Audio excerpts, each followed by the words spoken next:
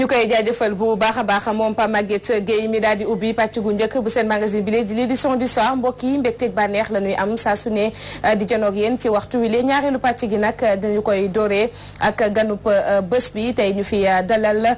ki lee di Khaly Diouf moom secrétaire général bu cellule des cadres du parti Rewmi bu Idrissa Seck dinañu sekk ak moom waxtaan ci lu mu gën a yaatoo buñ ca noppee daal di dalal ki lee di Issa Tine ci rubrique Vue du Net mu ngi ci plateau bi Issa maa ngi lay nuyu. maa ngi lay fay bu baax Aïcha. tey la ñuy waxtaanee ci Vue du Net. tey ñu fas yéene waxtaanee Guy Marius Sagna Babacar Diop ak ñeneen ñu fare ci ay kuréel yu bare bari mu di juróomi kuréel yoo xam ne ñoo bëggoon a dem sikki mujj bàkkaanu njiitu réew mi daal di fay amal toogaayu ñaxtu waaye nag ca mujjantal ga fexe nañu ba àgg mu di xëy na loo xam ne jafe na lool ci réewum Sénégal ñu gis ko waaye nag Aïcha loolu li dafa am lu ci jug ndaxte ñoom itam dañ leen a jàpp daal leen di yóbbuwaat mu mel ni kon dugguleet Guy Marius Sagna nar a fanaanaat ci loxoy takk der mu di lu nga xam ne itam internet yi ñëw nañ ci bu baax a baax ñenn ñi di ko félicité am ñoo xam ne itam neneen lañ gisee loolu yëpp nag fas yéene nañoo ñëw faram-fàcce ko ci biir Vue du Net. fas yéene nañoo ñëw daal di koy faram-fàcce ci Vue du Net loolu dinañ ci toftal li ëttu yéene kaay Afrique yi dendu Afrique yi xëy fësal dinañ ko daal di ndar képpee ci ñaareelu pàcc gi waaye bale booba ñu ngi fi ak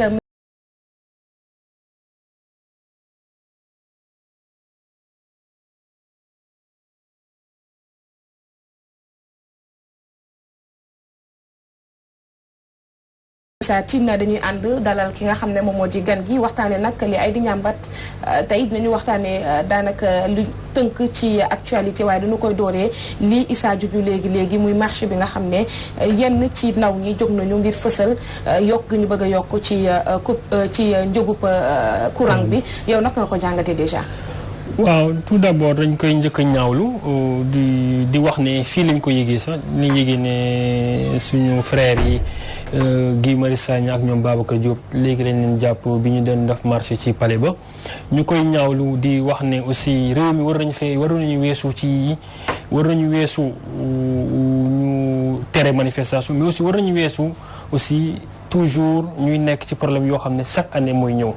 donc dañ koy njëkk a ñaawlu daf may permettre ma ñëw wax ci problème électricité bi jàpp nañ ne tey Sénégal yëpp ñu war a jóg ànd marché pour aujourd'hui contester hausse électricité bi pourquoi parce que en fait li ñuy wax ne moo tax ñuy yokk courant bi dara amul ci logique amul cohérence bu ñu neexee suñu amul ci dara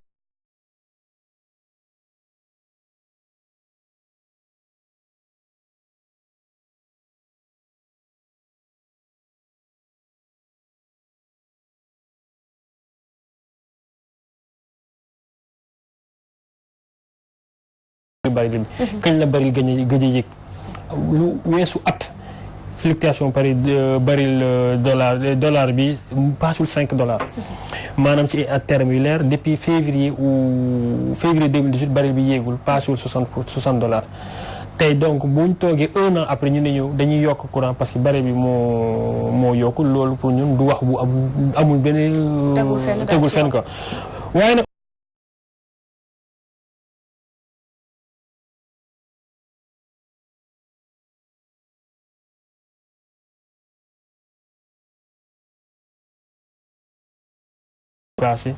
lépp lu ngeen dëkk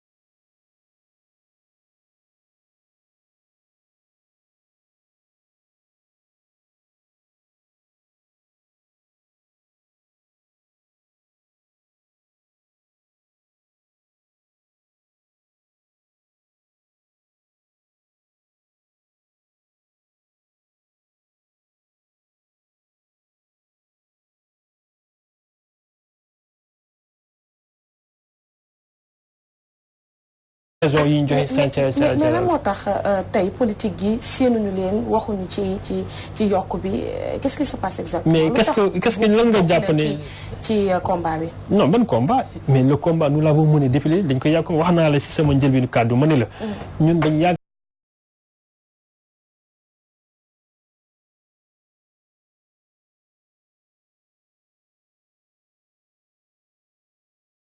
les denrées de première nécessité seront augmentées. mais da ngeen a bëgg wax kon ne yéen maanaam ginnaaw alerté woon ngeen. non bu dama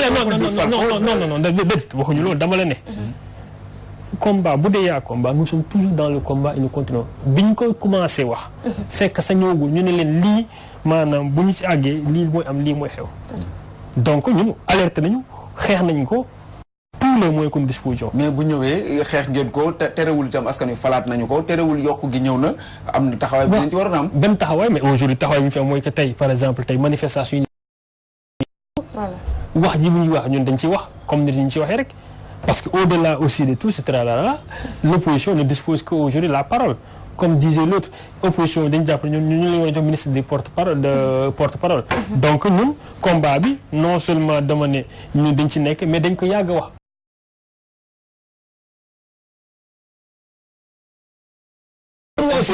xam nga aussi ku nekk aussi am nga sañ-sañ en tant que parti politique nga ni sama xeex nii laa koy mënee.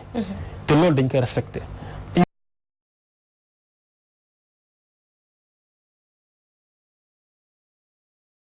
mais cela ne veut pas dire que nag aussi ñun xeexuñu ko. te xeex aussi mënta weesu nga ne siñ bi fii kat buñ fa àggee lii mooy xew léegi après ñu alerté ñi ba pare di ci ñu ne leen li leen wax di ñëw na tey. mais Aïcha ci électricité bi ba léegi sax ngir jeexal ci daanaka ndax yéen da ngeen a njortu que ni itam ginnaaw courant la ca aju bari na ci wàllum courant yeneen yokkute dina am ci réewum. mais cela va de soi loolu sax ko dessus loolu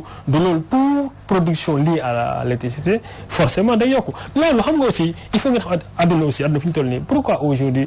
boo amee ressource naat ko et pétrole ñuy wax ne dëkk bi naat na parce que àdduna tout est part de l'électricité de l'énergie que ça soit les petites et moyennes entreprises ñëpp. aujourd'hui dama koy jëlee suñu exemple man suñu entreprise yu ndaw yi fii ñu ngi fay courant 500 000 800 000 tu penses que loolu boo koy def te doo ci mos a génne donc évidemment lu xeetoo loolu lépp loo gis produit bu am na xeet ak courant bi forcément dafa war a day yokk muy mburu bi mooy leneen ak leneen yëpp parce que courant mooy tax ñu dul même yëre yu sol tey sax tey bu ñu neexee tey mën nañ def comme courant dañu ko yokk dañuy yokk suñu tarif yi effectivement dañu argument yéen ñi tey mën ngeen yokk seen coût publicité parce que aussi courant ngeen jël aussi donc et li si gën a métti aussi malheureusement ñu ngi ko yokk ba amuñu qualité courant bi ñu bëgg parce que ba léegi courant bi muy coupé l'actualité aussi tey jilee bokk na ci rapport ARMP daal di nag épinglé waat ñi nga xam ne ni ñoom ñoo fi nekkoon ay DG te xëy na tey nekk nañu ministre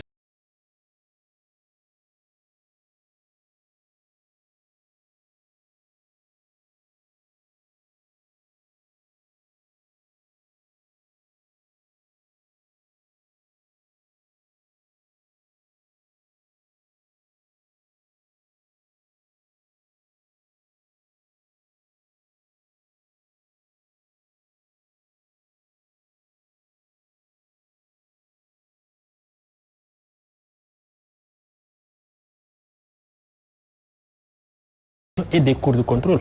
ARMP comme ARTP ce sont des autorités de régulation ñoo xam ne tey dañuy saytu seen secteur yi bon li ñu njëkk a ñaawlu mooy le retard 2017 N+2 c'est-à-dire dem nañ ñaari ñu doon génn rapport entre temps ce rapport là ñi mu épinglé au-delà des sociétés ay nit lañ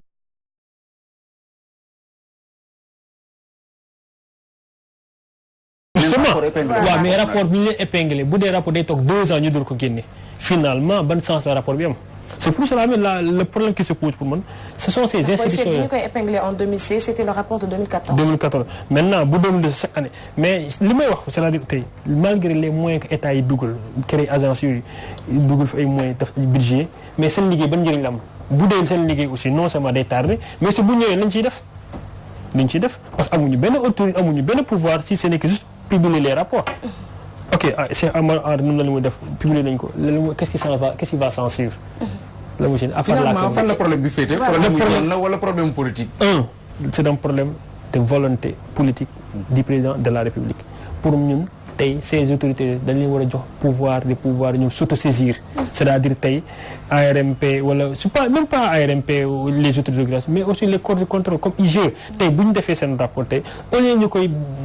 joxe président mu mën enclencher ñu mën a ñoom très saisir le procureur joxe ko seen rapport pour que ñu enclencher des procédures loolu rek moo ci mën a nekk mais sinon ñi koy def tey ñu ànd ak président de la république léegi lu xew. kenn ko ne sa mbokk mu def mu bañ a jaar ci kuddu yi njiitu réew Macky Sall. voilà très bien moom rek mu bañ a nekk koo xam ne mooy am sañ-sañ poursuivre wala yóbbu ko ci yoon. maanaam ñooñu seen rapport ñu mën ko yóbbu ci yoon. su ma la déggee baax da nga bëgg wax ne que justice moo war a indépendant. justice non c'est-à-dire ñooñu corps de contrôle yooyu.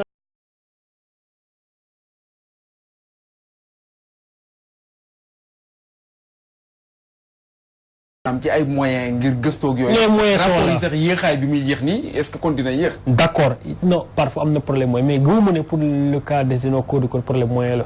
c'est un problème de volonté politique. parce que aussi bu ñu waxante dëgg rek mosoo fa toog ñu ne amu seen weer bi dee feeyu ñu leen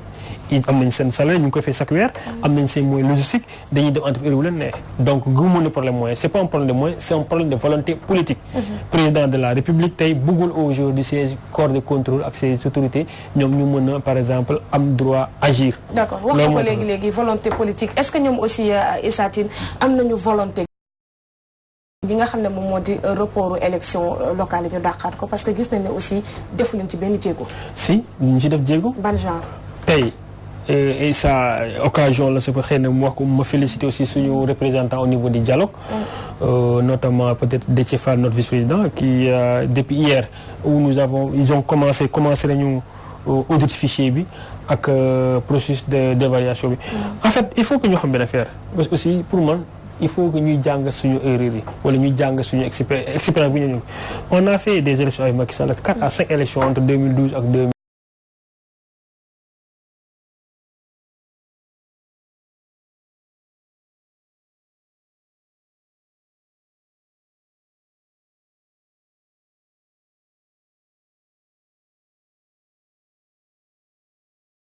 ñu évaluer tous les processus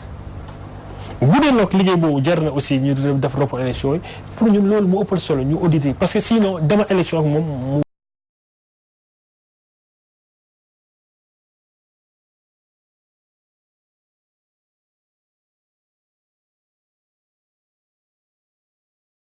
position aujourd'hui de tout le monde de l'opposition mu bañ ils ont mis à la disposition du fichier au niveau de la comment ça s'appelle encore Sénat à 2 mois des élections. mais xaar yi ku la dégg élection présidentielle ba ngeen cey dem xamal ngeen ne noonu lay demee kon. non bi ñuy dem xamoon nañ ne fichier bi jugul leerul te yàgg nañ ko wax. te xamoon ngeen ne itam rek koy gagné kon. non jàpp nañ ne même bu sàccee mënu ko gagné mais xamoon nañ ne le fichier n'était pas fiable. te dañ ko yàgg wax. boo fàttali ko 2018 toute l'année 2018 toutes les réunions au niveau du ministère de l'Intérieur c'était pour la publication des fichiers wala ñu def fichier au niveau du Sénat à 6 mois déjà ñëpp am ci accès. La preuve élection yi passée combien de personnes da ngay gis tey nga war a voter Guédiawaye ñu yóbbu la par exemple Tëngéej war a voter Kaolack ñu yóbbu la fële ak tellement d'irrégularité. maintenant il faut savoir aussi nga taxaw nga ne non lii dañ ko régler balaa. kon loolu bu ko defee fi mu nekk nii élection bu amatee yuuxu dootul am ndaxte tàmmal nañ ko askan bi ku ñu gagné nga génn. mais du boobu rek mooy moyen pour chaque élection mais nag boobu mooy loo xam ne c'est capital dañ ko war a taxaw régler ko ba pare yeneen aussi ñun dañ koy régler. mais bu leen arrangé ngeen du ngeen wax bu fekkente ne xëy na. nekkul lu leen arrangé dàq gi tey xam nga loolu li may wax nit ñi rek xam nga perception c'est-à-dire et ça vous de la presse je vous comprends c'est-à-dire aussi la presse aussi s'alimente de la politique et c'est toujours bien que ngeen dégg nit ñi di wax ak yooyu noonu mais xam nga aussi wax aussi dafa am da ngay wax loo xam ne war nga lu mat a wax ak lu jot a wax. amul aucune question amul benn question boo xam ne ñun joxuñ suñu xalaat wala doxuñ ci suñu jéego.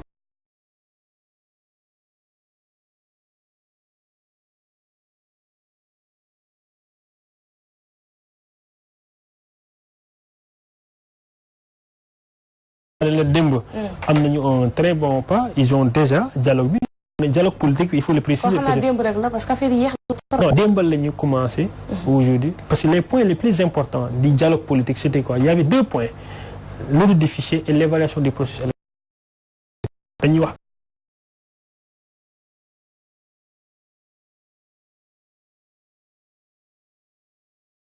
audit fichier.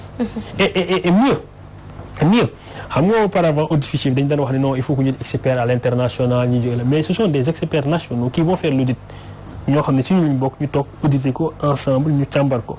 ce sont des experts nationaux ñooy def évaluation processus électoral bi donc ce sont des avancées. il y a beaucoup de problèmes jamono ji mais rapport bi dégg nañ ñu nga xam ne xëy na ñu ngi koy. mais rapport bi par principe dañ ko contre. par principe et nous l'avons dit bi ko njëkkee wax. on est contre le rapport parce que xamul tax pour man démocratie mënta weesu il faut respecter le calendrier républicain. élection dañ ko def à temps dañ ko njëkk condamné maintenant bu weesoo loolu comme ñëwoon na taxaw na aussi parce que aussi le rapport c'est non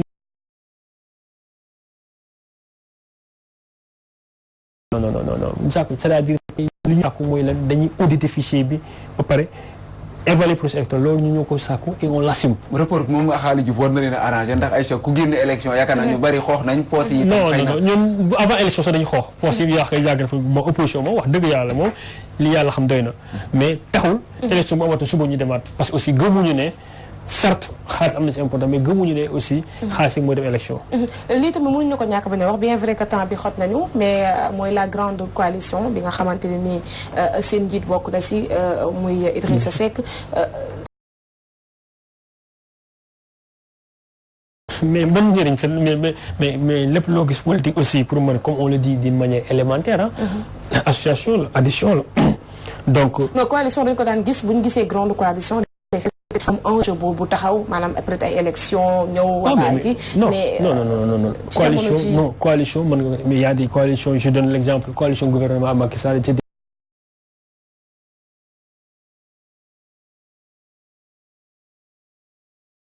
non ñun en fait non ce sont des partis politiques et des leaders ñoo xam ne bokk nañu vision ci dëkk bi nu muy doxee nii jàpp nañu bu ñu booloo tey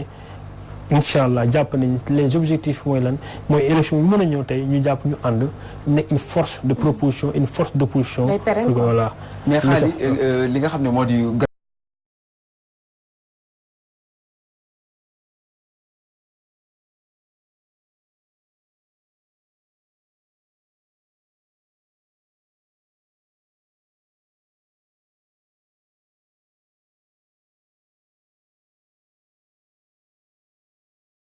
jàppuñu loolu. mais mën a wax nag situation réew mi. parce que bu fekkee ne situation réew mi ci ay jafe-jafe dama la ne situation réew mi amul benn moment waxuñu ci c'est-à-dire que ni ngeen bëggee ñu waxee ko noonu kay xëy na peut-être mën na loolu mën nañ leen ko nangu xëy na da ngeen bëgg yéen bu ñu ñëwee à chaque fois ñu def conférence de presse yéen peut-être ngeen ñëw ñu jox leen élément mais yow situation réew mi ñu ci wax parce que bu ñu réunir aussi dañ ciy wax. su ngeen réunir da ngeen ciy wax bu ngeen ko waxee yéen la concerné. non concerné tout public. mais communiqué bi nga xam ne xaalis bi mujjee fësal communiqué bi lañ wax moo di ne daje nañu wax nañ ci situation wu réew mi. loolu dafa gàtt trop ci lu nga xam ne askan wi mën nañ ko mën a jàpp war nañoo mën a wax ne wax nañ ci ponk tel lii lañ ci wax. mais liñ ci wax mooy juróomi ténor yoo xamante ni ku ci mais par exemple lan ngeen bëgg ñu wax ci loolu. bu ci nekk tey ngeen détaillé ko nit ñi nekkat lii ak lii lañ wax ci situation bi électricité bi tey lii la ci lii mooy position grande coalition lii nga xam ne moo di wàllum budget lii mooy suñu position. non ñun dama loolu tamal la.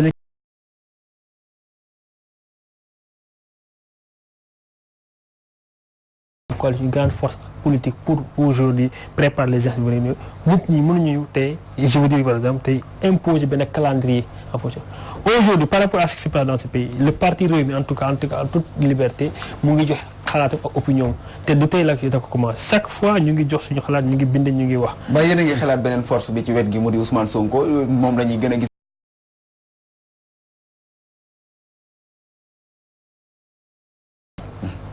xëy na tey ñii lañ ngay gis ñëpp a ngi waxtaan mën naa am demee c'est que ça soit toute l'opposition qui sera réunie autour de ce grand. non ñoom bokku ci Sonko bokkul ci grande coalition. waaw mais bokk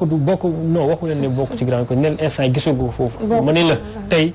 ce sont des négociations ou bien des pourparlers entre toute l'opposition et qui peut aboutir à une force unique de l'opposition. et c'est ça le souhait de tout le monde. ña ca bokk am nañu Issa Tine boo continuer doo def vidéo. non xaaral ñu ngi lay jaajëfal bu baax. xaalis dinañ ko yeggali si kanam ak jàmm ñu xocc waaye dañuy ànd ak yow léegi gunge Issa Tine ci rubrique Vue du Net.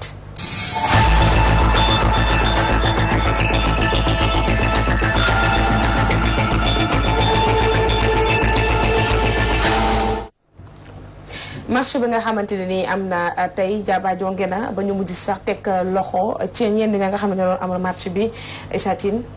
tey am na ñu nga xam ne mujjee dañu réussir dox ba palais de la République donte nag am na coow loo xam ne Aïcha moo ci doxoon ndax bi mi ngi noonu xanaa rek bu fekkente ne sax mën nañ ñu ko may tuuti mu di Guy Marius Sagna yéen a ngi koy gis noonu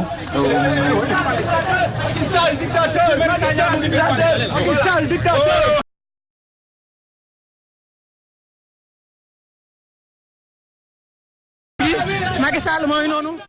gis nañu ñeneen ak ñeneen jéemoon a dem palais mais mujjantal gi xëy na am nañ ci ay jafe-jafe réussiruñu ko mais tey ñoom dem nañ ba buntu palais de la République doon fa amal seen doxu ñaxtu ñu fàttali ne bañ ko njëkkee wax ñi ngi ko bëggoon a amal ca buntu palais préfet ne leen ñu amal ko diggante place de l'Obélisque jàpp diggante place de l'Obélisque ba rond-point RTS ñoom ñu bañ ne léegi direction Sénélec lañ ko bëgg a amale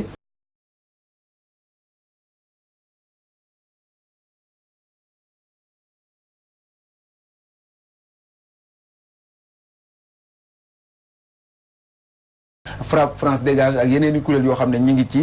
ñu doon ko amal doxu ñaxtu internautes yi tey am nañ ci ay commentaires yi xanaa rek peut-être ñu jël ci commentaire u Khali Diouf ci jàpp daanaka waaw Khali naka nga gisee déjà bi li mbir non mooy li mu wax sànq dama koy njëkk ñaawlu di wax ne Sénégal war nañu dépasser image yi parce que ça n'honore pas le pays dëgg yàlla fu ñu toll nii ak Sénégal ni mu amee image arrêté ñuy gis des jeunes ñu leen di jàpp comme ça di leen dugal ci auto police nii lu war nañu ko dépasser ñu koy ñaawlu mais nag bon wax dëgg yàlla aussi comme ni moo ko waxee sànq rek ce ne sont pas des choses nouvelles avec le régime de Macky Sall jàpp naa ne moom Macky Sall il est tellement pour man daal yii en réalité il est habitué des faits. Pas plus qu'habitué des faits pour man c'est ça même sa façon de gérer de gouverner quoi. mu di commentaire bu Khali Diouf secrétaire général des cadres bu parti Rewmi ñu jël yeneen commentaire Aïcha ki nga xam ne moo njëkk a commenté dafa nëbbu turam moom nag mu jàpp ne daal li nga xam ne moom la ñu def tey day wane que ni itam peuple bi bu ñu booloowee mën nañoo dem ba palais de la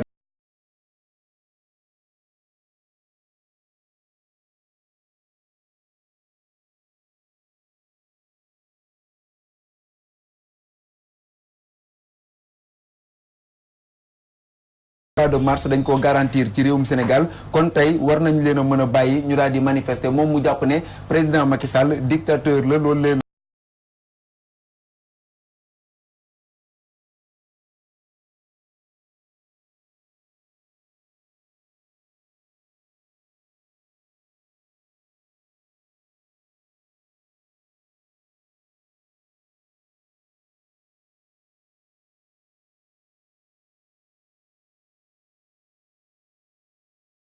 ay stratégie lay doon yoo xam ne mën nañ koo jël muy félicité bu baax Guy Marius Sagna ak i naataangoom keneen daal di ñëw di pee boppam de France moom nag mu daal di yëkkati ay kàddu ne itam bu fekkente ne bariwuñu donte bariwuñu sax mais moo gën fuuf ñu nekk mbooloo mu baree bari di ko defee place de l'Obélisque ngañ ko doon faral di defee ndax lii nekk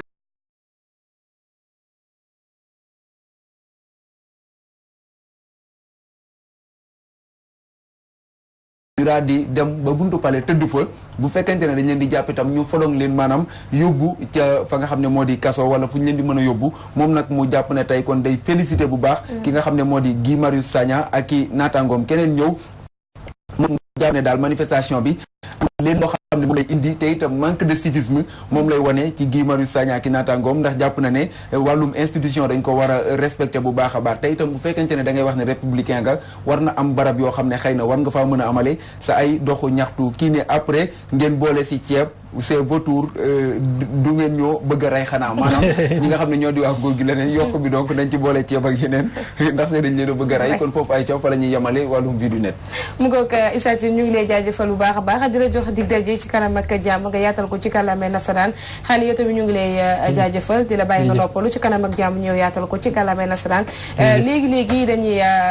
bàyyi Assane Gueye mu yaatal xibaaru 20h yi waaye dañuy tàggoo mbokk yi ak li ëttu yéene kaay Afrique yi xëy fësal.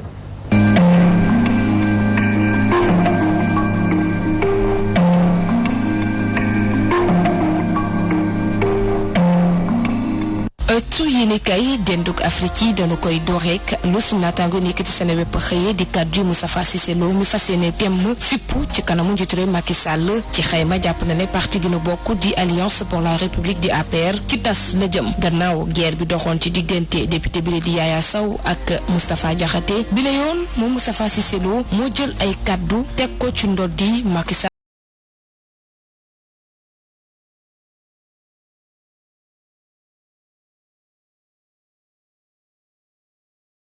mel ni ne gisatu ci boppam moom muy méngaleeg boppam ab meuble ndax nee na la ñuy nasakanoo ci dute ak dara ci noonu muy xamle ne sax jaral na ko mu daal di gedd poste gënu ko fa dénk muy poste vice président bu fekkente ne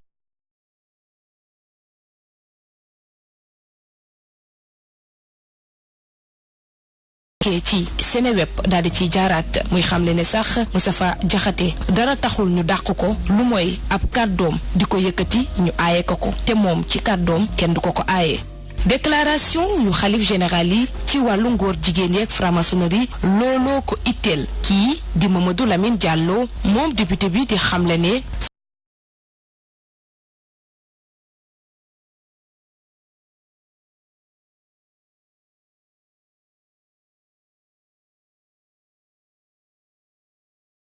nga xam ne kilifa diine li ñu xas ba wax am na fu ñu ko teg taskatu xibaar yi ba ñu ko laajee ci mbiru Bougazelli dafa xamle ne moom dégg na ni jàpp nañ ko ci mbiru faux billet te loxo si poos la ñu ko jàpp li koy jaaxal kay ba tax mu koy laajte bokk na ci bi ñu ko jàpp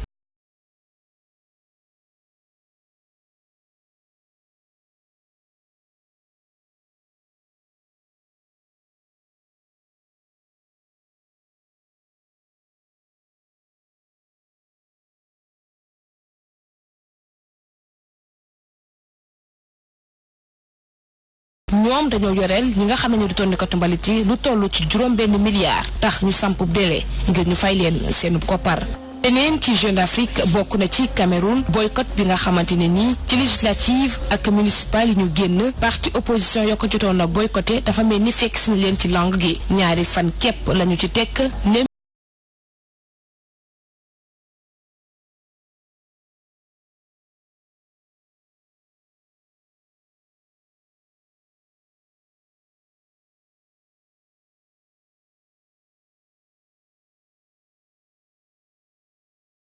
wàllu justice moo daal di xamle ne dañuy tas parti bu njiitu réew mi woon di Omar El Bachir parti bi ñu ngi koy dippee National Congress Party te daal di ko fiy samp boobaak léegi weesu na fanweeri at amoon na itamit ab loi bi ñu tëraloon ngir bëgg koo yaatal jëmale ko ci wàllu islam waaye ba tey ñu ngi koy càmbar ci RFI Afrique càmbar.